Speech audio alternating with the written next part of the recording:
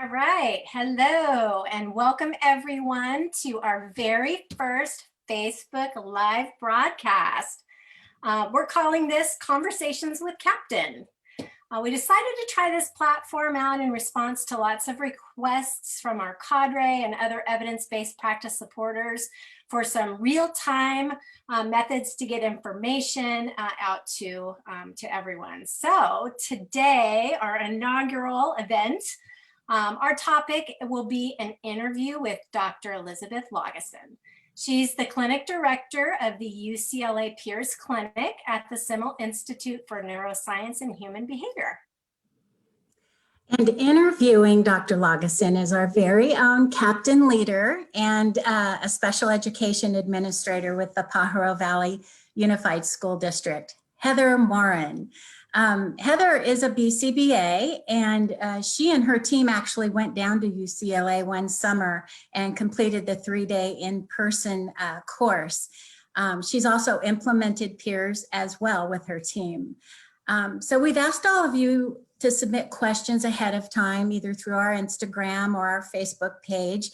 And Heather has done a really good job of incorporating a lot of those questions and kind of inquiries that you've had about peers. And so you may be hearing the answers to some of those. But during this, there's a live opportunity for you to enter in your new questions or comments, and we'll try and see if we can get to those.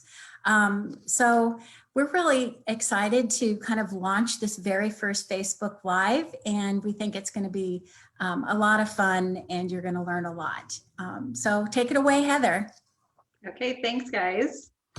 Thanks so much for being here with us, Liz. We're so excited to have you. I know many of us have gone through your training and just always are pining to know more about how to do peers and how to do it well. So thanks for joining us. Yeah, my pleasure. Thank you, Heather. And big thanks to Patty and Ann as well for organizing all this. Nice to see you guys virtually.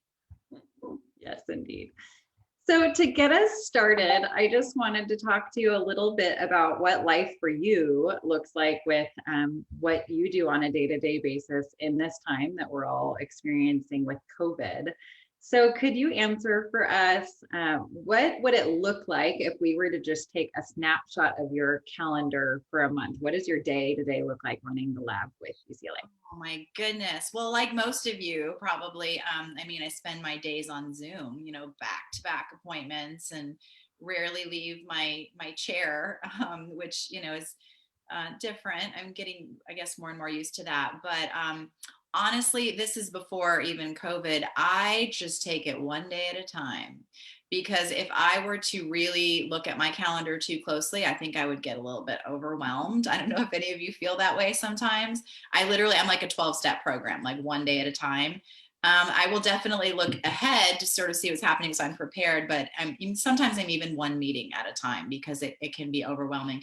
But the good news, is that when you find something that you love and you enjoy doing, then all these meetings and all these interactions are, it doesn't even feel like work. It's just, I'm getting up and I'm doing me. It's my life, and I enjoy it. So that's the good news. But yeah, it's a jam-packed days, lots of Zoom calls these days. Yeah, definitely. Yeah, I've had that conversation with Anne a couple of times too, that when you really love what you're doing, you don't necessarily feel like a workaholic because it's also just a hobby and something you enjoy doing. Exactly. So can you tell us in your lab some exciting things or recent things that you have been working on lately? Yeah, I love talking about the new stuff that we're doing. So right now we actually have 3 randomized control trials going on, and they're all kind of covering different topics.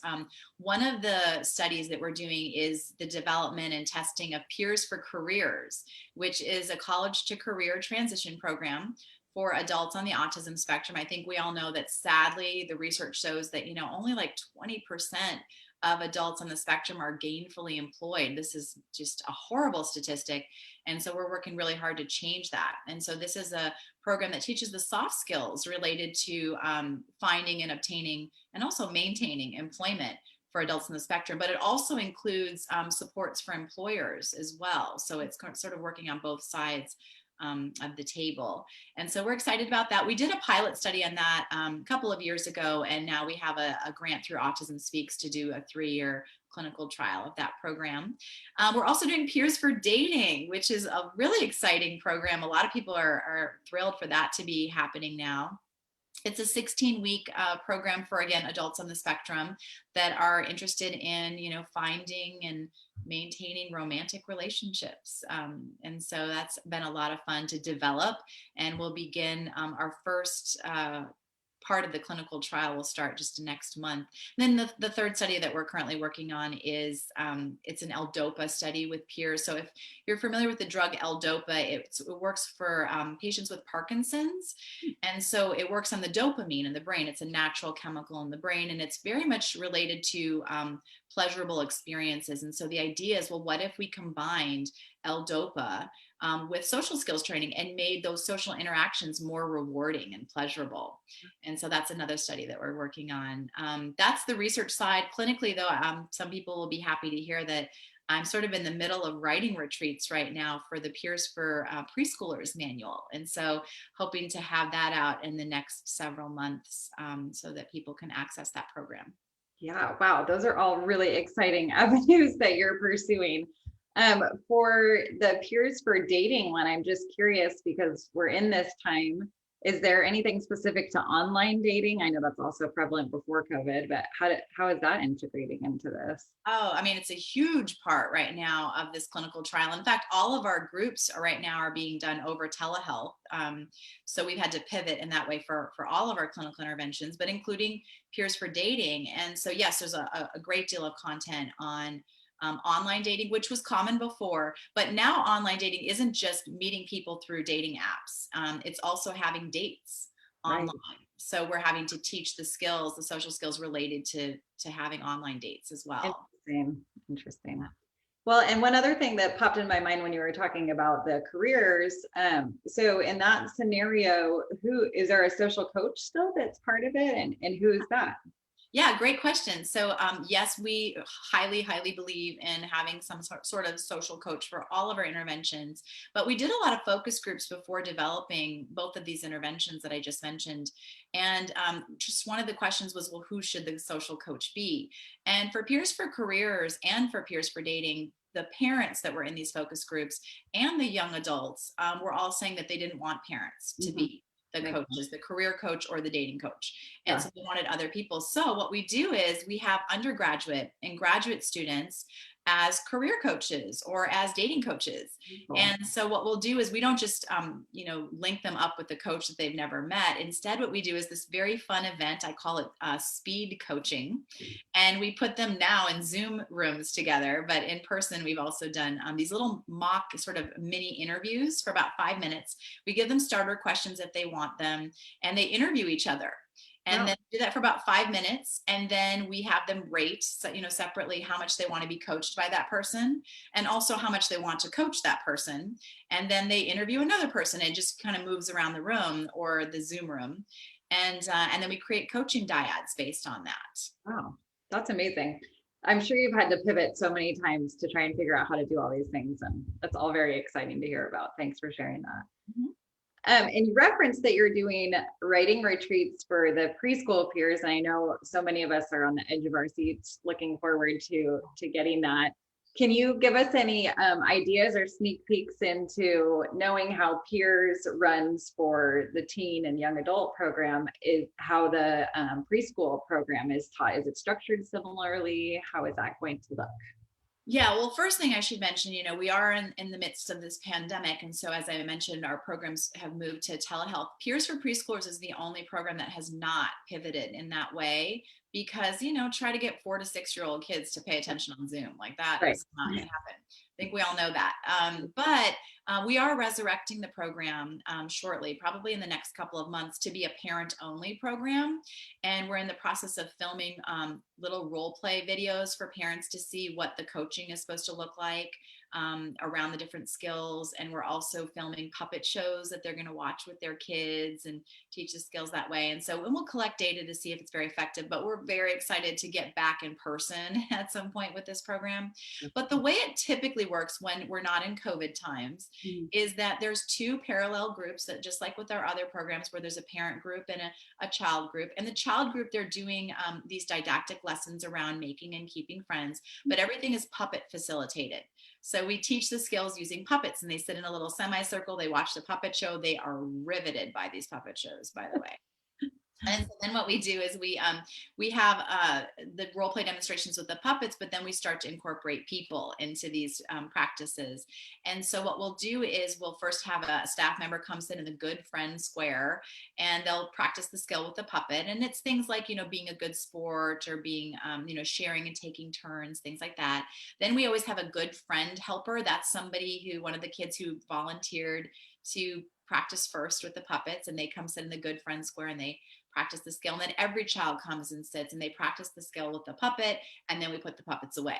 And then we do 2 behavioral rehearsal exercises, which are common games that kids play, things that they're familiar with, like Simon Says, Red Rover, musical chairs. But we put a spin on the game where, with whatever skill we just learned, we're practicing that over and over and over in the context of this familiar game. Meanwhile, the parents are down the hall learning how to be good social coaches to their kids. We teach them about having their kids join play groups and how to organize play dates and that sort of thing.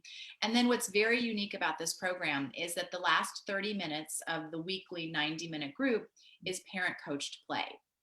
And so in that case, what we'll do is we'll do these mock play dates where we put the kids in little dyads with another child and another parent, and the parents are coaching their kids on the newly learned skills, and we as the treatment team are coaching the parents.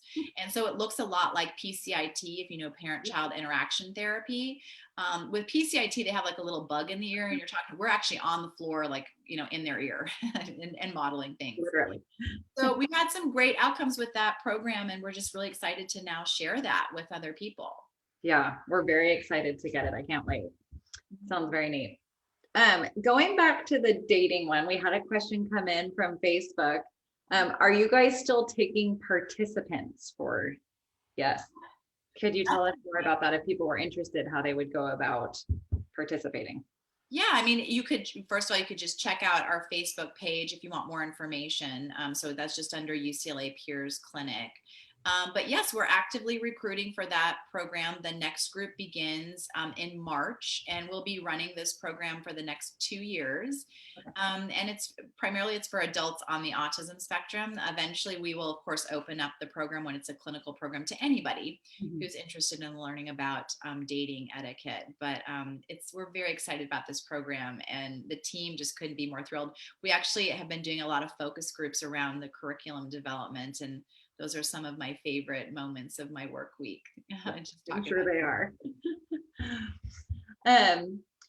Okay, do you have insights from your perspective and the individuals you've been working with about how the current state of affairs, COVID specifically, is affecting individuals with autism, and how we as practitioners might be aware of that and how we're supporting those individuals? Yeah, I mean, of course, there's so much, variability, because everybody is sort of different and everybody handles these types of situations differently. But, I think, like many people, a lot of folks on the spectrum are experiencing that feeling of social isolation and disconnect, and really wanting to be connected with others, but maybe not knowing how to do that. And, it's complicated even if you're typically developing right now, to learn how to pivot and be socially connected in different ways. And, so one way that we've all sort of found, hopefully, to do that is, by having things like, these video conferences or video chats with people. And I think fewer people are talking on the phone, and we're talking over video chat, because you feel more connected when you can see the person. And so I think that, adults and kids and youth on the spectrum are having very similar experiences to all of us.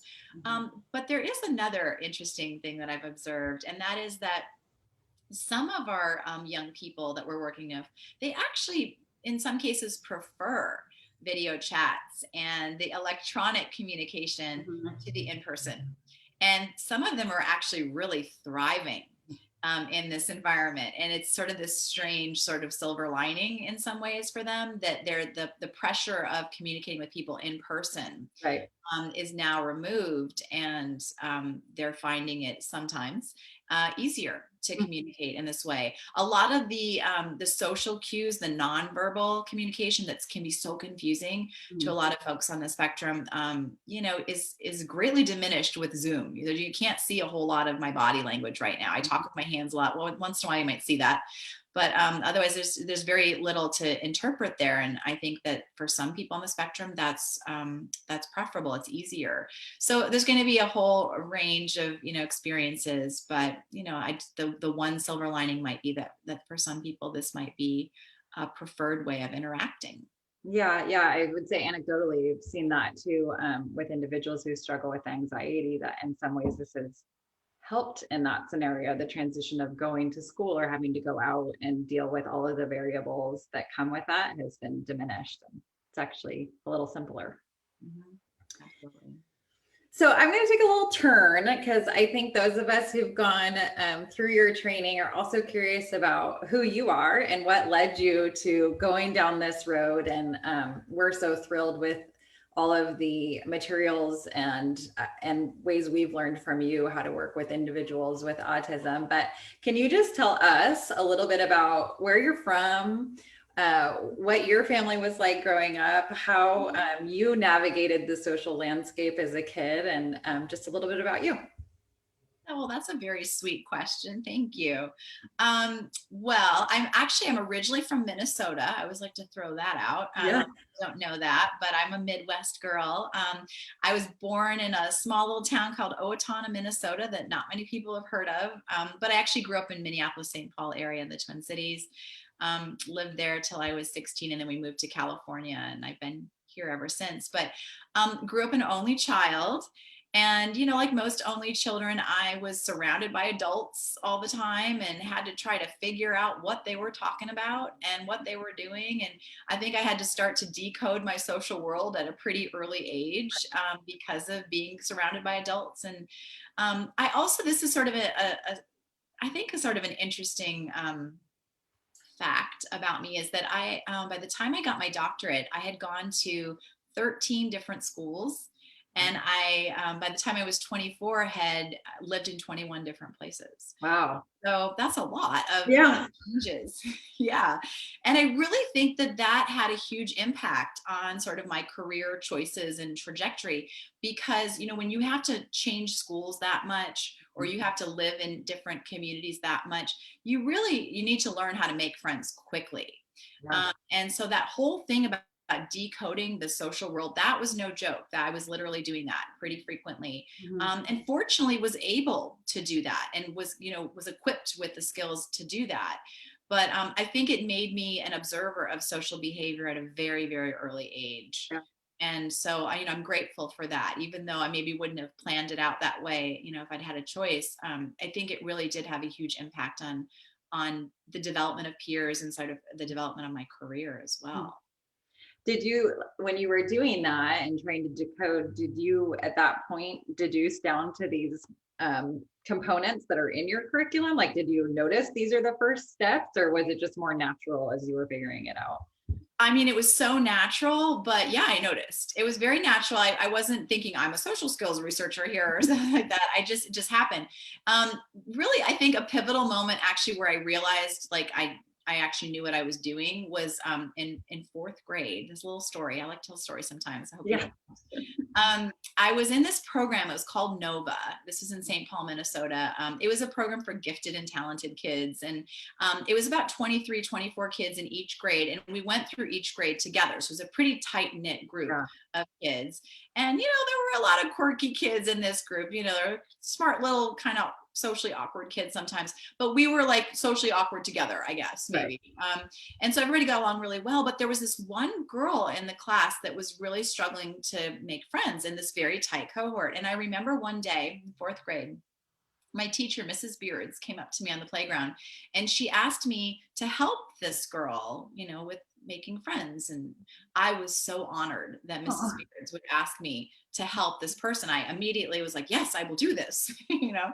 So I remember so vividly, I was 9, but I remember so vividly going up to this friend, and, you know, she was in the sandbox area, and I started talking to her casually, and I said, why don't you come over to the tire swing and, you know, play with us? And she was like, oh no, like they're not going to play with me. And it was like where the cool kids hung out and stuff. And I'm like, no, just come over like in a minute. And you know, don't interrupt, because that was one of her social errors. Was that she barged in. And so I said, I was like basically breaking down for her the steps of how you enter Right. the playground. And I just knew it. Yeah. Because again, I had to decode my social world so much. I kind of knew how to enter play. So you have to wait till there's a little pause in the game, like figure out what the rules are first, all that kind of stuff. Yeah. And then ask to play, and ask somebody, if you know them, like ask them by name or something. Yeah. So I basically explained this to her. I remember this so vividly. And I'm like, and don't tell them I told you to do this. That was the other thing too. And so, so I remember she came over to the tire swing, and she waited until people were like done, you know, with spinning and all the things. And she said, you know, can I play? And I said, sure, come on over. And basically vouched for her to the group. And honestly, you know, that was it was this one little moment, but it really does kind of show like the history of all of this, and Right. like, you know, of how this all kind of takes place. And by the way, the end story with this is that this girl, she developed friends and got, you know, being invited to birthday parties, and became actually a very dear friend of mine. And I remember, you know, spending lots of, you know, play dates and overnights with her, and she's a lovely person. Yeah. But you know, she just didn't have the right tools at that moment to know how to navigate those kind of social situations. Again. Yeah. Wow. Well, thank you for sharing that. You were a social coach at such a young age, and you didn't even know it. Well, I know that you are probably so busy. You have achieved so many things, but can you tell us, if you do have a spare moment or two, what is your absolute favorite thing to do with that time? Oh, you know, my favorite thing to do is to travel. Oh, You know, I mean, pivot. I love to Yeah. travel, and I what I love about traveling is meeting people from different cultures and different places, and getting immersed into that, and you know, just understanding like the world, and Right. seeing exciting new places. And so, and I love that because I get to do that a lot with my job normally. Again, when it's not a pandemic, and so I miss that. But I also, when I'm in these places, I really love being outdoors. I love hiking, and you know, just anything in nature. I love to just take all that in, and just so peaceful. And fortunately, you know, Los Angeles, we have a lot of great hiking trails. A lot of people don't know that, but the hiking is amazing nearby. So with, you know, even in a pandemic, we're allowed to go hiking and be out in nature. And so we've been doing a lot of that recently. So that's a favorite thing too. But thank you for that question. That was very sweet. Yeah, yeah. Well, I know this year was different for the holidays, but I was wondering, as I was thinking about these questions, when you have holiday gatherings with families, do you have a hard time slipping into, like, from personal life into your professional hat? Do you find yourself like looking at people and noting all of their social errors? Obviously not out loud. Does that happen to you, where you notice things when you're out and about, all the different aspects of social communication? Yeah, I mean, you don't turn that off, right? You absolutely, for the rest of your lives, will like notice that. If you ever run peers groups, that you start to notice, see the world differently, notice when people are like joining conversations appropriately or not. And yeah, absolutely. I think what ends up happening though, at least for me, is that I definitely notice when people are being socially awkward. I know when I'm being socially awkward, like I do things too, you know, and it's actually worse, right? When I mess up, because I have a certain expectation I'm supposed to be a certain way, but you just have to laugh at yourself when you do it. But I think I actually am probably more tolerant of those social errors than most people. Right. I've kind of observed that over the years, because you know, it could go either way, right? But I actually think I'm way more tolerant, and I probably like help a little bit more when people are being awkward, and you know, I'm probably more tolerant ultimately. But that's with people that I know. You know, the other thing I've noticed too is that with strangers, like when I see people doing things that are really inappropriate, cutting in line at the grocery store or standing too close during a pandemic and, things like that. I definitely notice those things. And I think secretly it like maybe annoys me a little bit more Right. than Yeah. other people because, it's like you're breaking the rules and I Right. don't know them. So when you have that kind of a disconnect, Yeah. if I knew them, I'd probably be more tolerant. Isn't that interesting? So. Right. Then yeah, you have a little more empathy. Well, on that note, I noticed since I learned from you that originally I have one primary social error that I make like all the time. And every time I'm like, oh no, it's happening again. And it's specifically the texting rule that you shouldn't keep texting. Yeah, I think it was 3, right? You're not supposed to send more before you start sending another one. Yeah, we call it the 2-message rule. Or 2 message, yes. Yeah, people text in chunks, so there's like, there's sort of exceptions to that rule, of course. Yeah, so that's your social error, huh? Yes, but thank you for validating me that sometimes it does happen. But I notice it and I think about it each time. Does that happen to you? Do you have like one in particular that you tend to fall into more often than another? Oh yeah, no, I got lots. I have many. Well, for electronics, this has been my big one. The whole you don't call or text before or after double digits. Because I was traveling so much before COVID. Oh my goodness, I made that mistake constantly. I was getting in trouble a lot because I was on different time zones and I'm not right. You can't keep track of it. Yeah, I'm not very good at math, so I always got the conversion wrong with what time it was and messed that up. So that was my big social error. And then I think I tend to be a conversation hog if I get excited about something or, we all have our social errors. You just, acknowledge it, right? And make fun of yourself, have a little humility. Yeah. But for sure, we all have it. And I think we own it. Even when we're working with our our families, we like to own what our social errors are to normalize it for them. Right. Yeah. It is funny once you go through it that you definitely do notice it. I notice it more, I would say, in myself than other people, but then you're suddenly aware of these things. So you know that they're happening. Yeah, exactly. Okay, well, I'm going to ask you some questions that are coming in from the chat. So there's a group that are getting ready to start planning for a peers program. And they're wondering if they have an application and informational sheet that they should use to recruit participants, or if you have one that you would recommend. Like a flyer or a screening tool? It sounds like both. I think what I would interpret is they're thinking about starting a group. So yeah, what you would provide to advertise it, and then also what would be a good screening tool.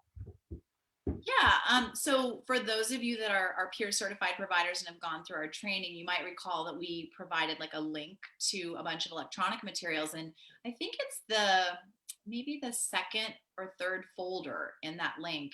There are a number of recruitment materials. So take a look at that and feel free to, modify those flyers for your purposes if that's how you want to recruit for your program. We also take a look at our social media. There's tons of flyers and recruitment materials there, and feel free to use the language. Like, I'm not going to come after you and say, why are you using the same language? Like, we provide that to you for a reason. We want to make it as easy as possible. So feel free to use the language. Check out our website. If it's helpful to take language from there, we're totally fine with that. Okay. And in terms of the screening procedures, also in that link, and I'm sure we can send that maybe through the chat or something for people or provide that later.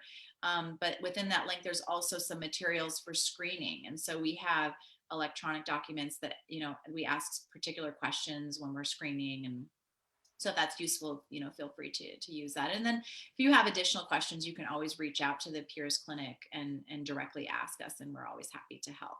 Okay, great. Thank you. Yeah, I know there's lots of different options in there for both the parents and for the individuals themselves when we're talking about school age. And then relative to school age, another question came in if there's any thoughts around elementary age peers curriculum.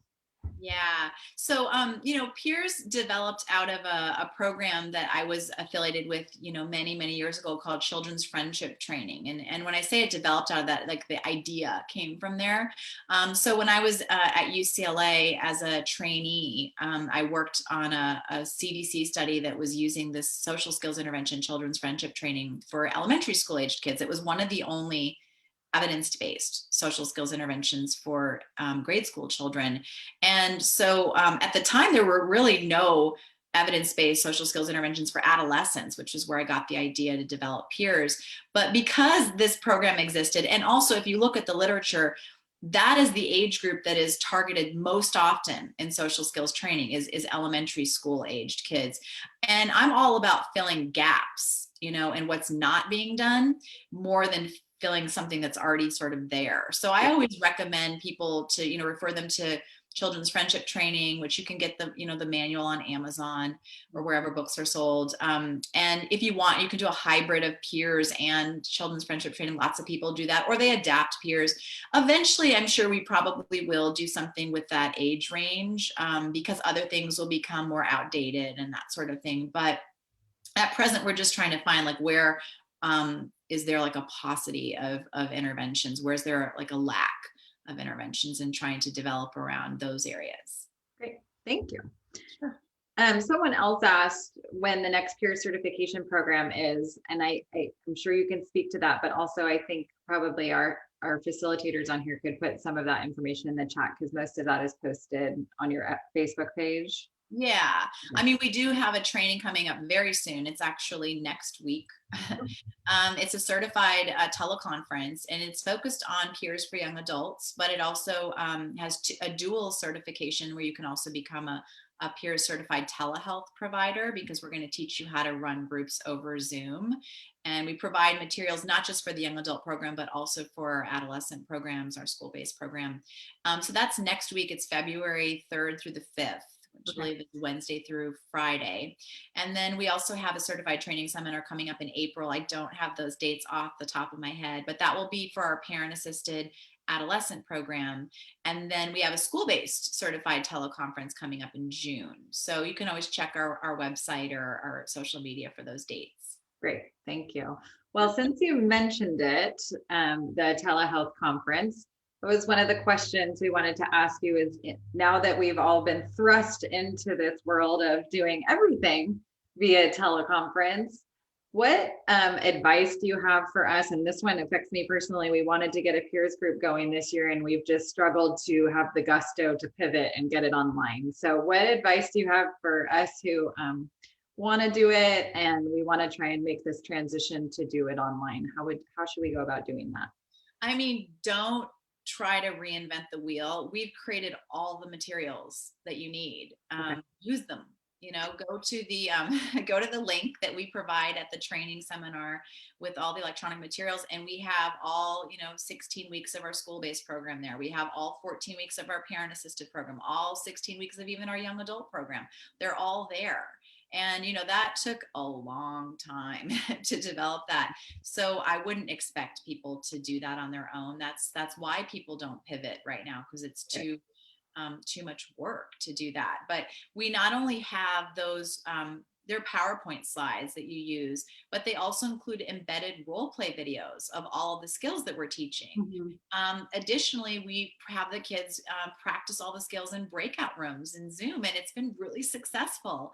And we teach you how to do that as well. So also in those materials, I have an entire slide deck just on how do you do telehealth. Okay. And that's what our certified teleconferences are supposed to be teaching, as well as just how do you implement a peers program in person, but how do you do that over telehealth? So right. My advice is don't try to reinvent the wheel. Use the materials that we have. Reach out if you have questions. Okay.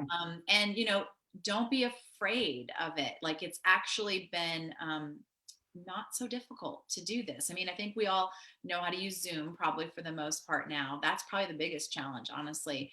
And then the rest of it, in a way, this is easier to teach these skills over Zoom than it is to learn how to teach them in person, because you have a slide deck ready to go versus writing on the board and being more organic. Still very, and also you don't have to do the role plays now live. You got a like role play video plus Right. press play, and there it is. Yeah. So it's probably in some ways easier. And if for anyone who's feeling skeptical about, how effective it is, we're just starting to collect data. It's only been a year now. We actually pivoted to telehealth back in March of last year. And we've been collecting data. And I was even surprised by this. The outcomes look equivalent to in person when you compare them to telehealth. I was not expecting that. Yeah. Even social engagement, they're having get-togethers, but they're online. Okay, that's all right. We're all doing that right now. Right. So don't be discouraged either that this isn't going to be effective. Now, we don't know how long lasting those results are when you do this over telehealth, but we do know that the immediate outcomes are actually looking equivalent. That's encouraging. Thank you for sharing all of that, because exactly what you said, it feels overwhelming to take on something right now because we all have fatigue from all of the pivoting that we're doing. So I'm thrilled to hear that all those resources are there. When you're doing the activities that come typically at the end of those sessions, how have you managed that within Zoom, whether they're playing games and doing that kind of thing? Well, we have breakout rooms. So if people aren't familiar with that aspect of Zoom, you can put members of the group into different smaller breakout rooms. And so we practice what we call the behavior rehearsals there. So whether it's things like handling teasing or, handling rumors and gossip, handling a disagreement, maybe just trading information and having a conversation. A lot of those are done in breakout rooms. And we're even able to practice things like good sportsmanship and, where they get to play games and have mock get-togethers. There's not many games you can actually play on Zoom. I don't know if you've ever thought about it that way. There's so many online games, right? But we do everything through Zoom, mainly because it's HIPAA compliant for us in the hospital. But, so there's not as many gaming options there. So we've discovered that there's some that are really effective. We play word charades, and there's actually a link to a direct site that actually creates the words, and it's all on the screen. It's kind of cool. It's a team sport. We do a Pictionary. We share the whiteboard, and we have a random word generator for Pictionary things. We play Guess Who. We do scavenger hunts. We do Name That Tune, where they send us like their favorite musical artists. We create a Spotify list around that. I mean, these are fun games. Yeah. And then they get to practice being good sports through that. So there's absolutely, we really have been able to maintain the integrity of all of those different behavioral rehearsals, even over Zoom. Yeah. Thank you for all those ideas. That sounds super fun to play. I just, by the way, incidentally, I literally just played word charades and Pictionary with my friends last weekend. Fun.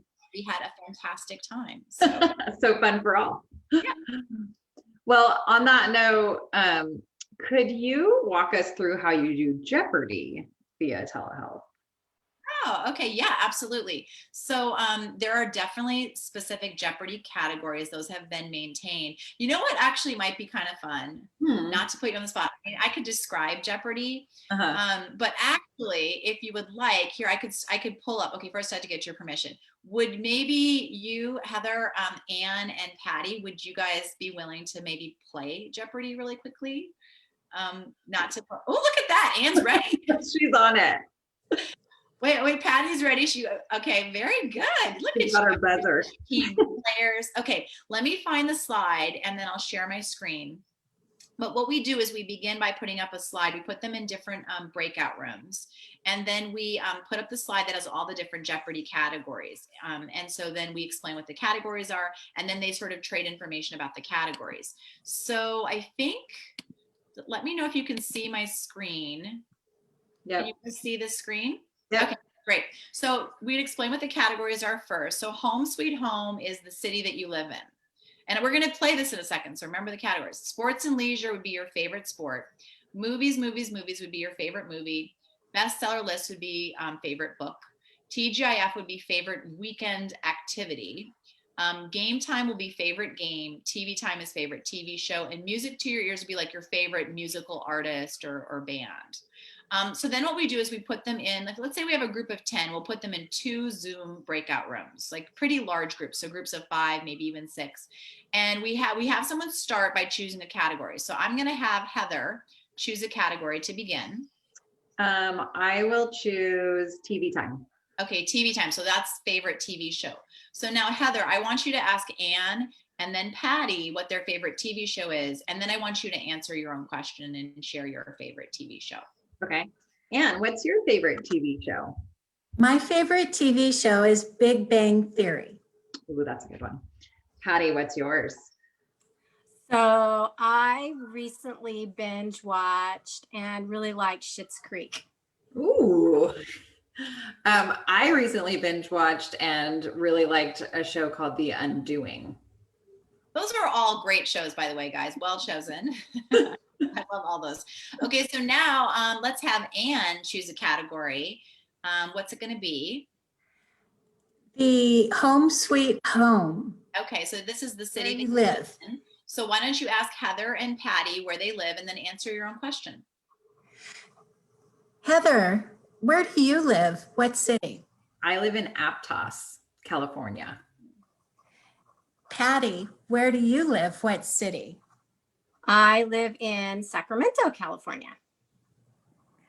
I live in Millbrae, California. Okay, very good. Well done. All right, Patty, now you choose a category.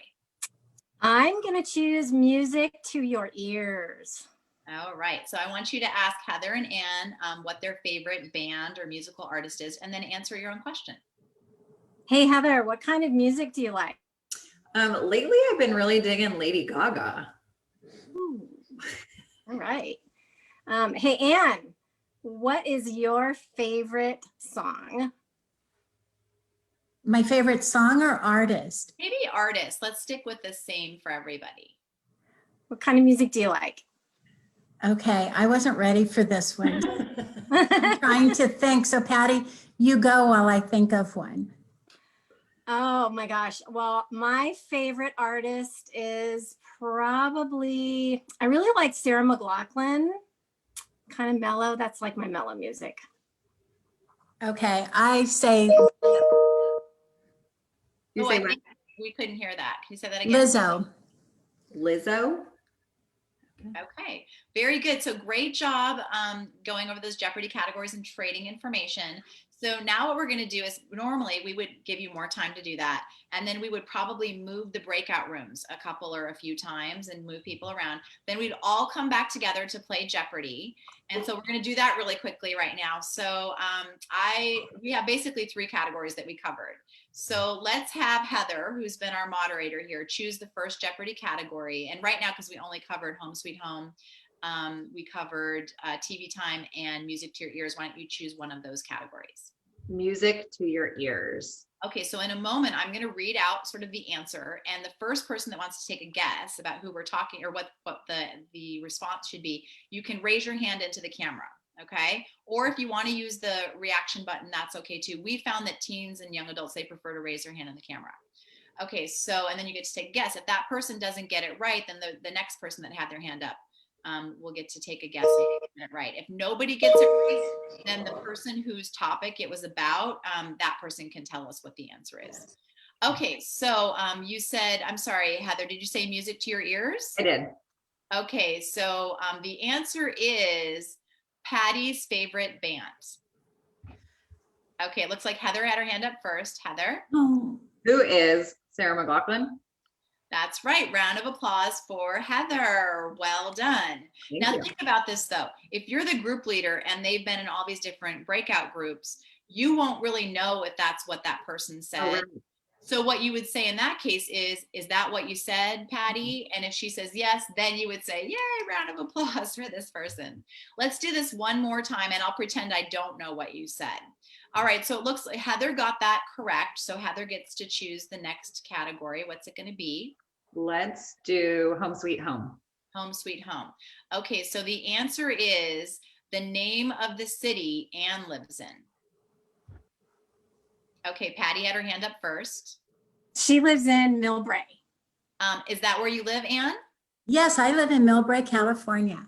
All right, everybody, round of applause for Patty. Well done. Okay, and then we would be keeping track of the Jeopardy answers to, because there'll be a Jeopardy challenge winner at the end of this. So I hope that gives you guys a sense of what this game is like online. It's really fun. They do this the first 3 sessions and really enjoy it. They're always bummed when it's over and they don't get to play that again. But they seem to really enjoy all of the games that we play online. It sort of keeps them engaged. So I would say don't forego the game playing just because you're on Zoom. There's absolutely a way to do this, and it works pretty well. So does that hopefully give everybody a sense of how to play Jeopardy? Yes, that was All right, well, super fun. big thank you to Patty and Anne and to Heather for indulging us in that. Thank you. Okay, well, some more, while we were playing and having fun over here, some more questions came in the chat. So this one I'm just going to read out. It's a little bit long. So our district is new to peers and would like to implement a school-based program in an individual studies class format at our middle schools. What program would you recommend, and what are your recommendations if a parent caregiver coaching group cannot be run at this time? Yeah. So I recommend the school-based curriculum. And, we always love to include parents, but that's not often feasible in the school setting. So that's okay. But what you'll notice is, of course, in the school-based curriculum, there are very comprehensive parent handouts that are meant to be sent home to parents. So I would still encourage you to try to include parents as much as possible. And you're going to get a lot of hit or miss with that, right? Some parents will come to their IEP with their peers' handouts and they know all about what's going on. They want this to be part of, like their IEP. And then other parents will be, what are you talking about? What is peers? I've never heard of that. Yeah. So the best that you can, try to include parents. I would say just, we have PDFs of all the handouts also in that link with all of your certified provider material. So you just email that to everybody. We often will create a distribution list and blind CC everybody, the BCC, so that it goes out to everybody, but they don't have each other's emails, just to make it simple. Right. But yeah, I would follow the 16-week curriculum. You could teach this as a daily class if that works for you. It could be a weekly class if you'd like, and just do it maybe for 90 minutes. It could be twice a week, whatever the format is that works in your school. I would say, feel free to do that. Even though the curriculum is written as a daily class, that doesn't mean it can't be used weekly. Right. Yeah, thanks for sharing that. And I remember when I went through your training, one thing I really appreciated that you said is often was some peers is better than none at all. And to me, that was liberating. I obviously want to implement it to fidelity, but also knowing that there's flexibility in some of those things you're talking about, the structures and the format, make it much easier as a practitioner to implement in the school setting. So yeah. I think flexibility is important. We obviously want to stay as close to the treatment fidelity because we know that's what works, but I call it peers light. And I don't know why I'm doing air quotes. I don't even like air quotes. Sorry. I think it's because I'm on Zoom or something. You have to use your hands. I don't know. Anyway, I call it peers light, and it's fine. I'm not gonna be the peers police coming after you, asking you why you're doing this or that. Just do the best you can. Right. Okay, so can you describe a time when you were running a group, either virtual or IRL, and you realized that the overall group dynamics were really not jiving and things were difficult and trying to achieve the outcome? How do you handle that? I'm sure it's come up more than once. What are your general strategies when things aren't moving in the right direction?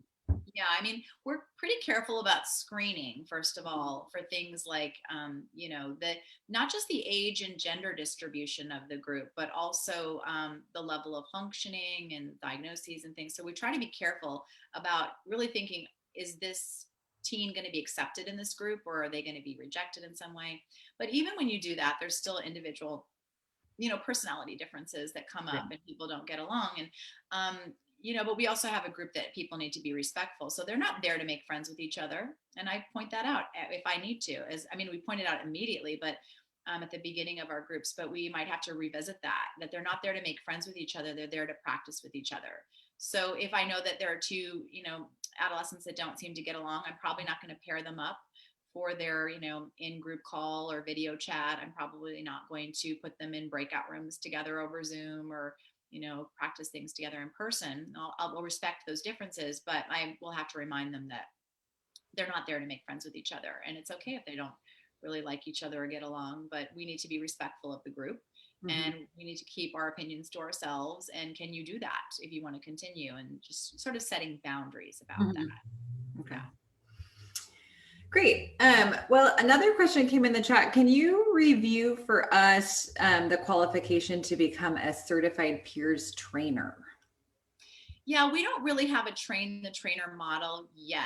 That will be something that we'll do in the future. But the trainers that we do have are people that have been working with me for years and running peers groups for years. And they've watched me do countless, training seminars and countless groups. And so, for example, Dr. Shannon Bates, who many of you have probably trained with, is our director of training. And, she started with me over a decade ago and was originally my clinic coordinator, went to grad school, came back after postdoc and became an attending, and now she's director of training. So there's people that train on peers or people that I have a long history with that really know the intervention.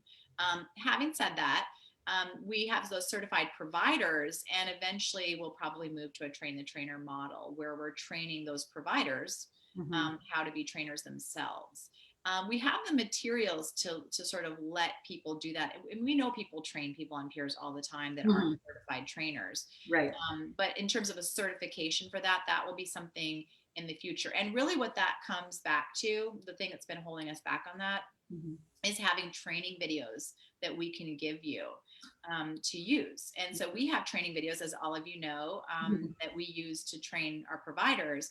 And we have permission from our families to share those with you. What we didn't have permission to do was give you those videos. And now we do. We actually are in the process of, we already filmed an entire cohort of adolescents and of young adults going through the program. And now we're in the process of editing those. And sweet story, the person that's editing all these training videos is actually a young adult that went through Peers for Careers. And he's doing an internship with us where he's video editing to get some work experience. And so I love that. And we let him put at the end, he has his little Esmanify Productions at the end of every video, and it's very sweet. That's so great. So it's all kind of, intertwined, but that's soon in the future. We'll have a train the trainer model. Okay, great. So one more practicing question that I'm seeing, and I'm going to read it to you and hope that you understand exactly what it means. So how soon should we start discussing with parents the topic of finding a source of friends for students? With current restrictions, what are some ideas and suggestions we can provide parents for finding a source of friends that will not have a cost to them? Yeah. So we actually have a document. Again, this was in your materials for the certified training seminar. That's the very last folder, and it's a online Google Doc that is constantly being updated with ideas of sources of friends during COVID. And it's many, many pages, and it's for both teens and for young adults. And it's not just activities and sort of meetup groups and things like that, but it could also be ideas for get-togethers and things to do online with friends. But we're actually constantly adding to that. So I would refer you there rather than try to go through the whole list. Yeah. But there are definitely lots of online meetup groups. It was a little bit harder at the beginning of COVID when nobody was prepared and also nobody knew what to expect. But we're like almost a year in now, Right. and people have really expanded social opportunities online. So there's lots of things, and you don't have to pay for every single meetup group. In fact, for any peers alumni, so these would be teens or young adults that have gone through our program, we host a number of meetup groups through our program that are free. These are my research assistants that wanted to, host things like art meetups or music meetups or anime meetups, fashion meetups. And so we also have a lot of free meetups, but that's just for peers alumni. So people that have gone through our program. So that's also an option if you want to look into that. But there's actually a lot of opportunities out there if you search hard enough. And so you don't have to search too hard. You can just go to that link and get some ideas there. Great. Thank you. That's helpful. Sure. Okay, we just have a few minutes left. This flew by so quickly. Thank you for answering all these questions. A little bit of a logistical question. Are there PDFs available in Spanish for parents? Yes, there are. Just feel free to contact our clinic and you can access those. Those were part of a research study through UC Riverside, who's doing peers groups with parents and adolescents in Spanish. And so they provided those materials to us and allow us to share those with others. So just feel free to contact us at peersclinic@ucla.edu. Okay. And then what is the difference between the school-based program and social skills for teenagers with developmental and autism spectrum disorders, the peers treatment manual? So there's the first manual, it's the yellow one, right? That has the longer title, is the very first peers treatment manual. It's parent assisted. It's a 14-week program. We quickly discovered after developing that intervention that there were a lot of parents that either weren't able or willing to participate in treatment. But we knew a lot of schools were mandated to provide social skills training in the school setting. So that's where the peers school-based curriculum comes in. The biggest difference is that there's a parent group that runs simultaneously in that yellow manual, the peers treatment manual from 2010. And in the school-based curriculum, there is no parent group because we know that that's not usually feasible in a school setting. However, there are comprehensive parent handouts in that school-based manual. And there are also handouts in the parent-assisted program. One other difference is that in the parent-assisted intervention, it's a 14-week program. And in the school-based intervention, it's a 16-week program. And that's just simply because we added new lessons. We added a lesson on cyberbullying. We separated the lesson that was on changing a bad reputation and handling physical bullying into two different sessions. So there's more content in the school-based curriculum. And the school-based curriculum also has the option of a daily lesson. You don't have to teach it that way, of course, but it has the option of a daily lesson plan, whereas the parent-assisted program is once a week for 90 minutes. Okay, great. Well, thank you so much. I have one last question for you. With all the projects that you talked about that you're working on, what should we in the Captain cadre and other people listening be on the lookout for? What do you think is coming out next that we should be waiting for? Okay. Well, as I mentioned, we have those research studies now for peers for careers, peers for dating. And so, you know, the formula that I follow for disseminating and sharing interventions with others is I like to have at least 2 randomized controlled trials that show that the program is, you know, working before I share it with others. And then that would lead to a published manual. So that will be, you know, a couple or a few years down the road for those programs. Peers for Preschoolers will be the next manual that will be coming up, as I mentioned earlier. That's a program for kids 4 to 6 years of age with autism, but also we use it clinically with kids who aren't on the autism spectrum, just kids who need to learn a little bit more about making and keeping friends. It's parent assisted. We also have some interest, you know, if you want to think about future directions that we'll probably take.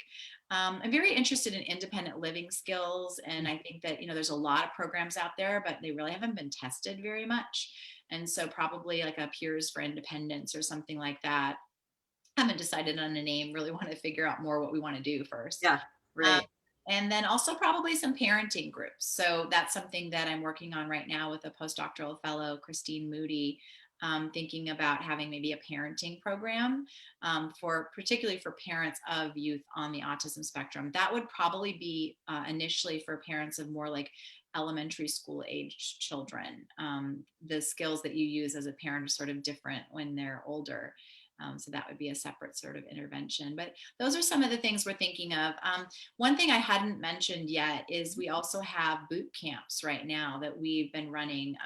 We were running them prior to COVID on the weekends. We'd have these 2-day intensive boot camps that were topical. So we would have a conversation boot camp or a friendship boot camp. We had a dating boot camp and also a bully proofing boot camp. And these were geared for families who either had gone through peers and needed sort of like booster sessions around a topic or like a maintenance program, or for families who just couldn't access our 16-week intervention. They couldn't commit to that, or it wasn't in their community. They just wanted this intensive intervention, and they were very successful.